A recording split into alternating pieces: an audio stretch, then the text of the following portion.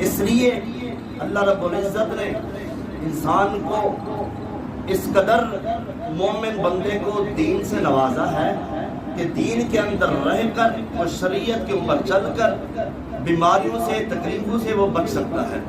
हजरत ज़ीवकार, इस हम जिन्स परस्ती से कई बीमारियां पैदा होती हैं। सबसे बड़ी बीमारी एड्स ये हम जिन्स परस्ती से होती है। जरियान की बीमारी हकीम बतलाते हैं ये भी हम जिन्स परस्ती से होती है। सुजाक की बीमारी ये भी हम जिन्स परस्ती से होती है।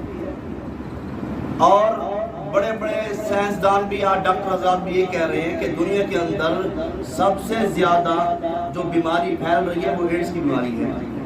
अमेरिका के अंदर चले जाए, यूरोप के अंदर, अब तो हिंदुस्तान के अंदर भी फैलती जा रही है। कि ऐसा तो नहीं हम मुसलमान होकर पाकिस्तान के अंदर रहने वाले भी इस बीमारी में मुब्तला हो जाए।